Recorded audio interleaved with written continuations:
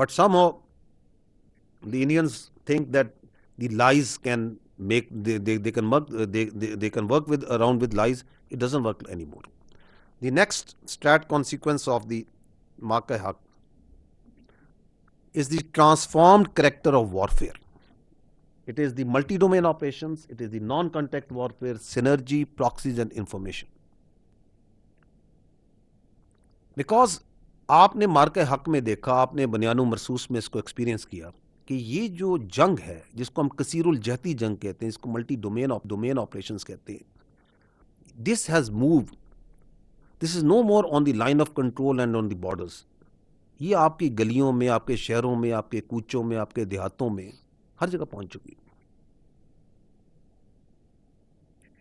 ये जंग हवा में भी है, जमीन में भी है, समुद्र में भी है, साइबर में भी है, इंफॉर्मेशन में भी है, जहनों में भी है, कॉग्निटिव भी है. And you saw that how the Pakistan armed forces, alhamdulillah, with the blessing of Allah, with the support of the people of Pakistan, were prepared for that war in all these domains, whether it was in the air, whether it was in the sea, whether it was on the line of control, whether it was on the working boundary, whether it was in the informational domain, it was in the cyber domain, it was in the resolve of the people, it was on the resolve and the decisiveness of the leadership. It was everywhere. And it was also in the proxies, because the Indians didn't let go of these proxies even during the war. उस समय भी proxies launch कर रहे थे, उसके बाद भी कर रहे थे, अब भी कर रहे हैं, ये उधर भी जंग लड़ी जा रही है. So this transformed character of war we experience and its consequences we are still. हम उस वक्त भी तैयार थे, we are prepared today also.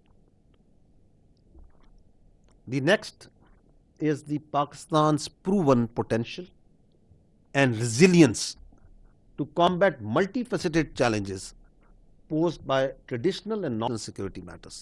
That is another very, very important consequence that the nation has gone through.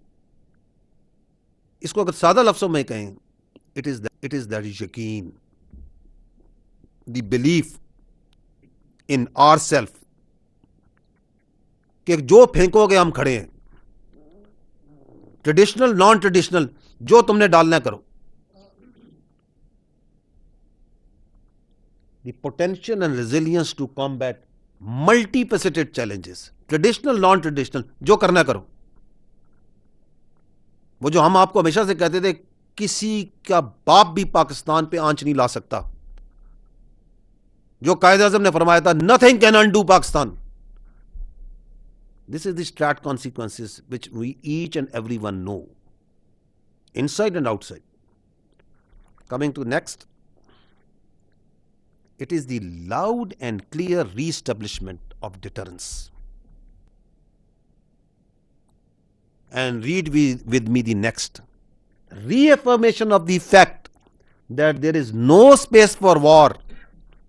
No space for war between two geographically contiguous nuclear neighbors. क्या मार्के-हक ने, बनियानो मरसूस ने ये मैसेज नहीं दिया दुनिया को? आज भी ये रेवरबेट कर रहा है इस पूरे खित्ते में और दुनिया में, that how we reestablished quickly, firmly, loudly, clearly the deterrence with an ours. And the message we gave that day also, post Marke-Haq, and that is still there, कि ये जो समझता है, कोई समझता है कि दो न्यूक्लियर नेबर्स के दरमियान, किसी भी दो न्यूक्लियर नेबर्स के दरमियान कोई समझता है द स्पेस ऑफ वॉर, वो पागल है, ये पागलपन है, नहीं हो सकती. Only a mad man can think about it. करना है तो हमारे रिजॉल्व में और हमारे हौसले में और हमारे अज़्म में कोई शक नहीं होना चाहिए, क्योंकि हमें मुकम्मल यकीन है ना सिर्फ अपने आप पे, अपने मुल्क की तकदीर पे, the consequent country of that Pakistan is, हमें अल्लाह पे सबसे बढ़ के यकीन है. तो जिसको कोई प्रॉब्लम है, कोई शक है, उसकी एक किस्त दिखाई है हमने, वी हैव रीस्टैब्लिश्ड, ये ठोक के हमने दोबारा डिटरेंस रीस्टैब्लिश की, मिनटों में की.